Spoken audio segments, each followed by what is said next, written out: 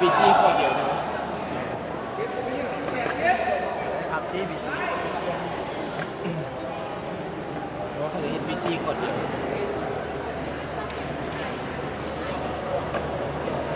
นี่ก็ซิง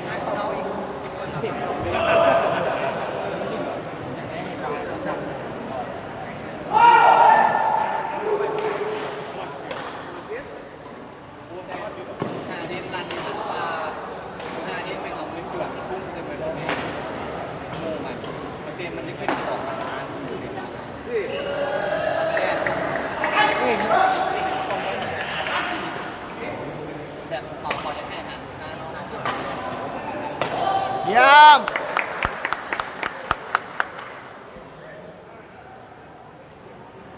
ได้แล้วนะเสือได้แล้วโอ้โห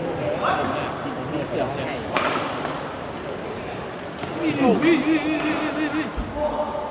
เย้ท่านี่แบบมาได้ใส่ท่านี่สอนเนี่ยเป็นเขาเพิ่งมาตีเขาคือน่ะตัวบอลเสิร์ฟโพส จริงไว้เลยนะ มันเตรียมตัวครับ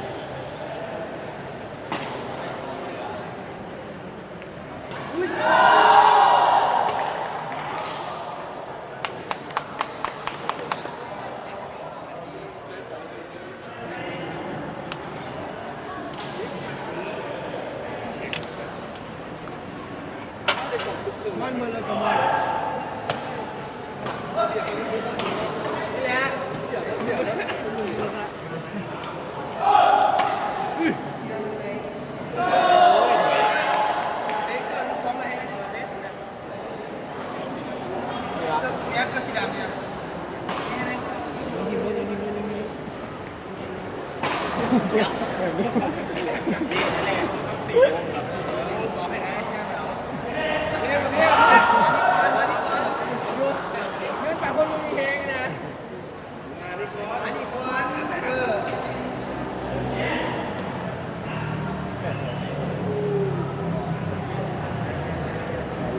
เฮ้ยจะยินไหม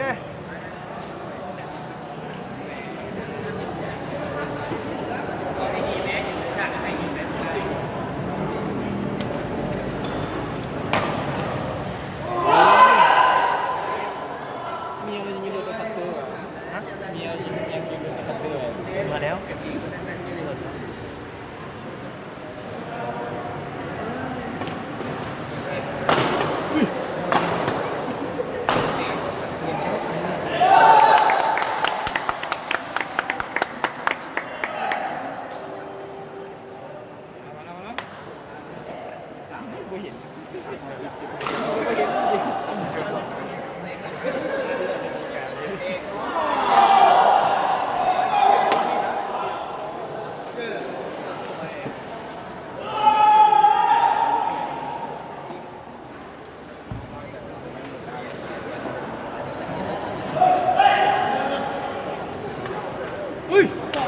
เย้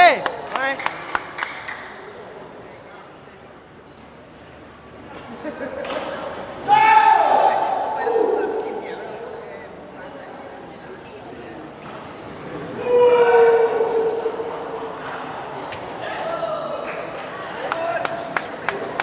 เกมหนึ่งโก้โก้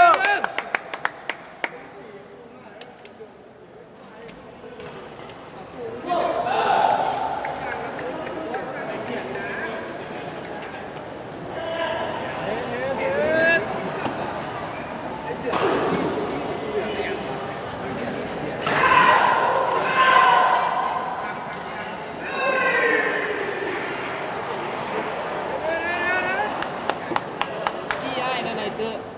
โอ้ยเชียงไม่ตีธรรมดารถตีธรรมดาแล้วนะตีคือเก่าธรรมดารถ มึงจบไปมึงจบไปมึงจบเอาเลยเรื่องสาวเสียหลายสาวเบิ่งหลายเมียมาน้องอัดเสียงเราดื่มสิเด้อ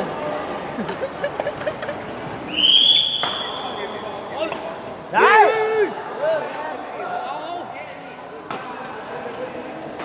ว้าว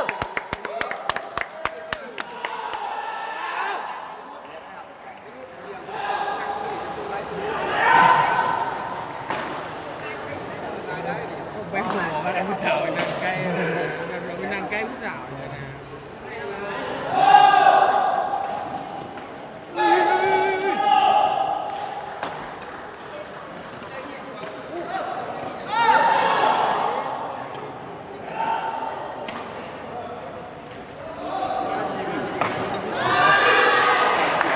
ไปไม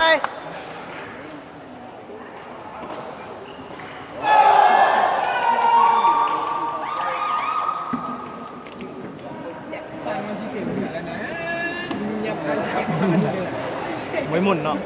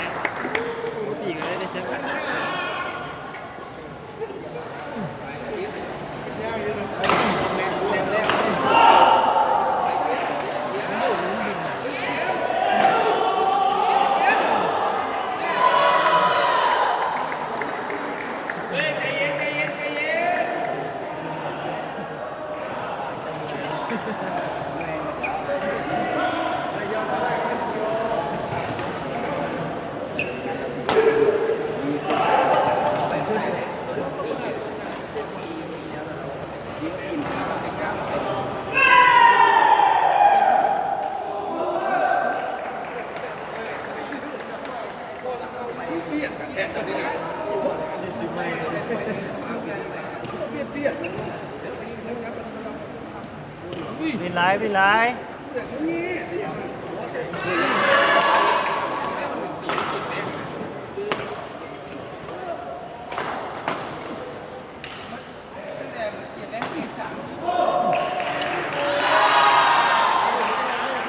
โต้บินไหลเมื่อยติ่งกันนะ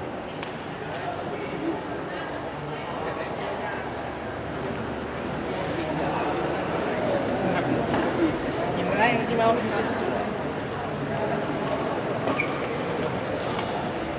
ฮัลโหล อี แล้ว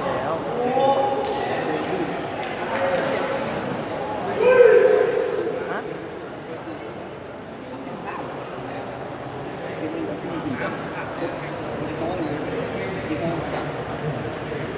น้ำก่อนกินน้ำก่อน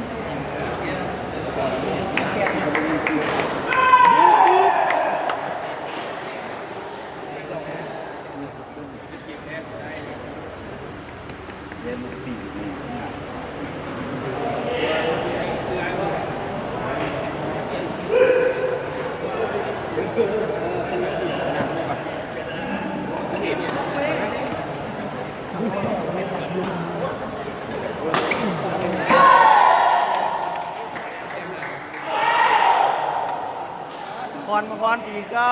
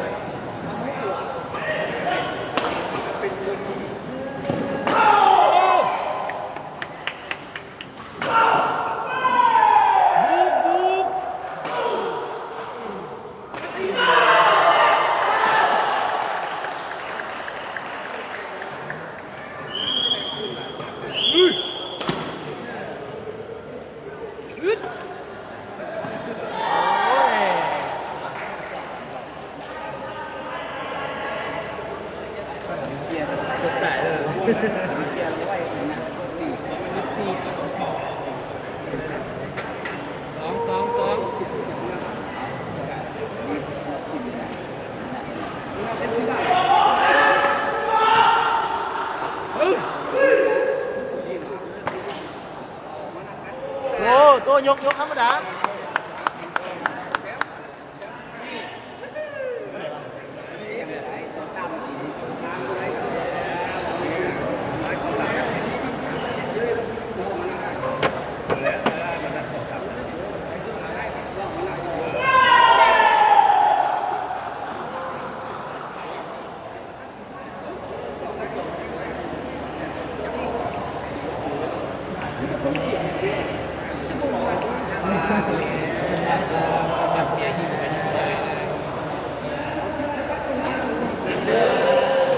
ตัวว่าจะที่เสียงขับส่ง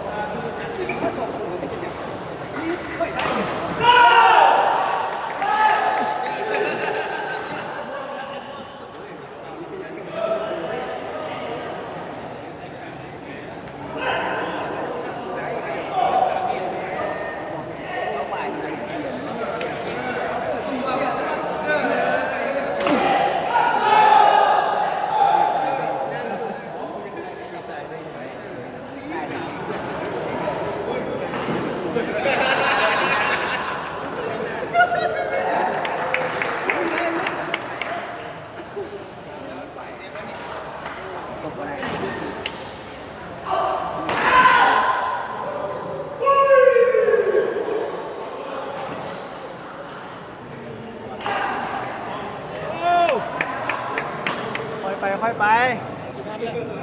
ตีสิรักไม่ติดโอ้ยเลยเชื่อจะนอนจะนอนแล้วเชื่อ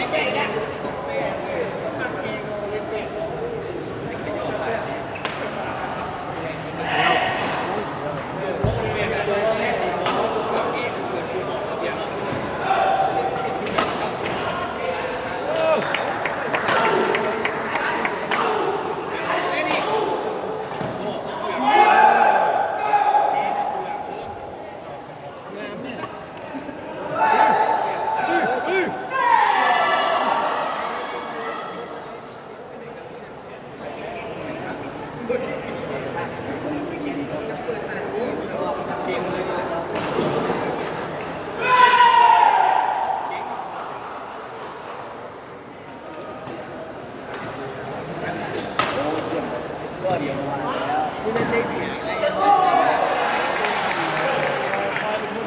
ตู้เหี่ยวไฟมา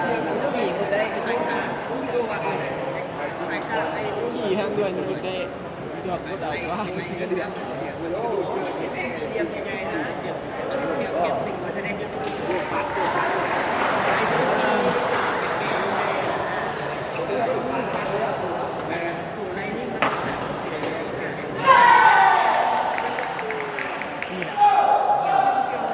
สองจะได้พิธีสิงแล้ว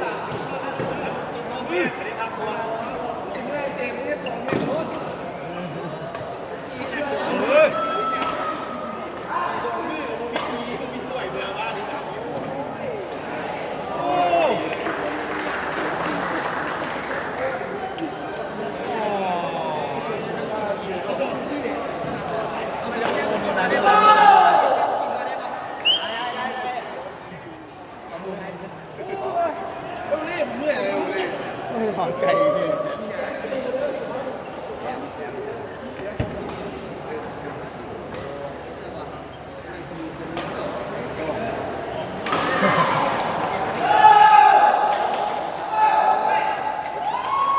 ปั้นเก่งนะ มักเกมสาม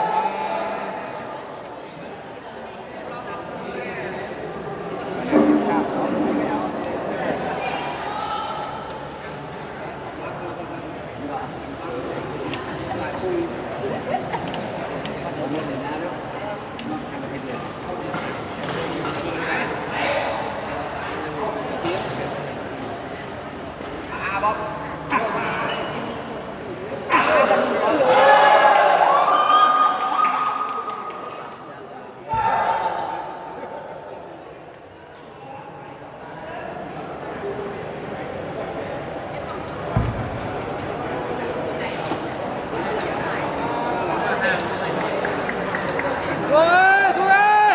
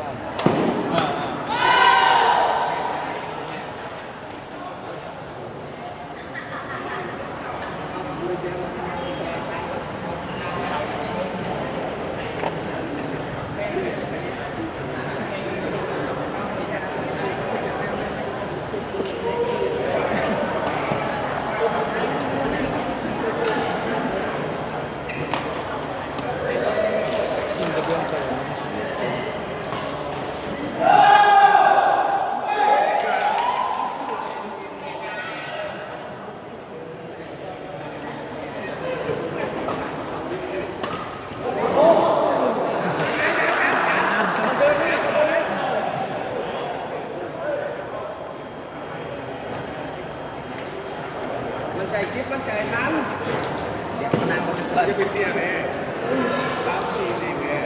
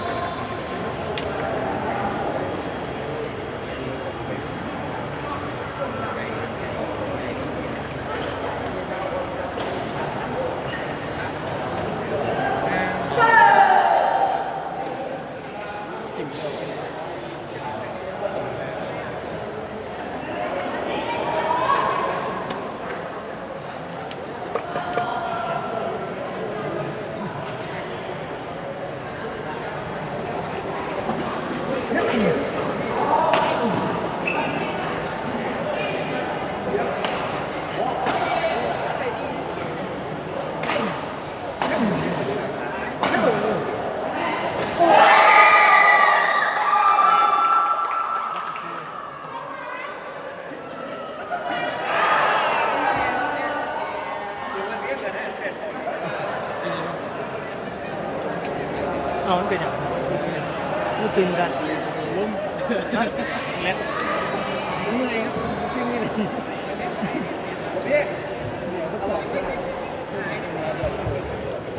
ต่อไปจะเป็นการแข่งขันห้องซิงค์สนัดเลิศ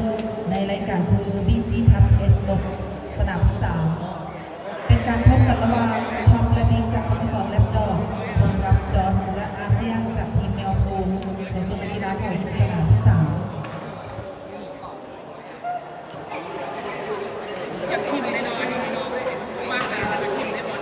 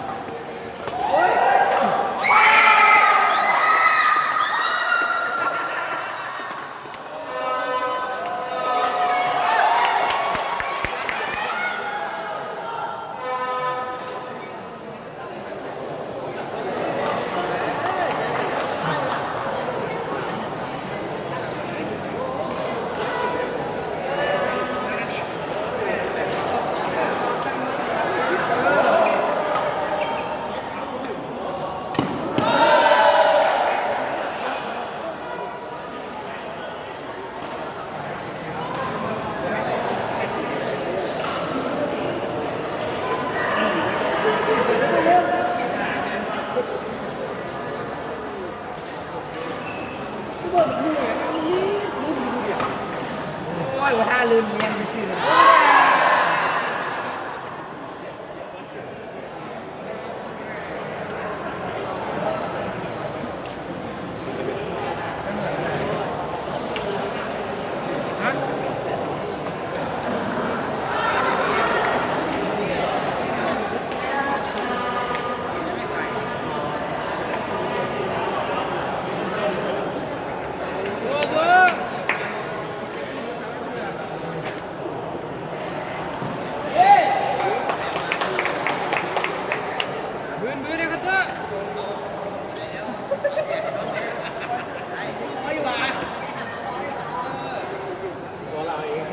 มึง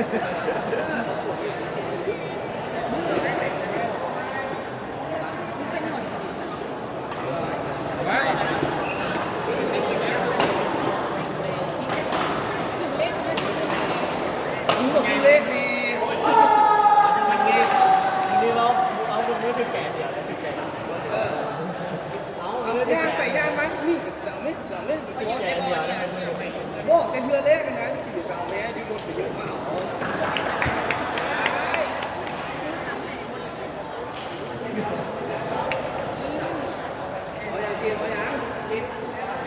แท้แท้โอ้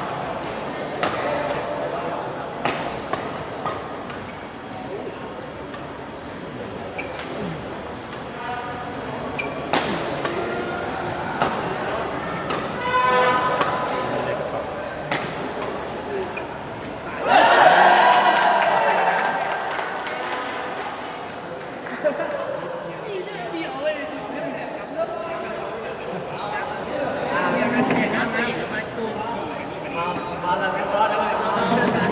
าแล้วก็อีกกันทั้งหมดเลยเกมแรกคนชัดเลยอะไรจะขับมาแล้วให้เสือกน้ำตลอดอยู่มีสำคัญใส่เบ็ดได้หลายอ่ะ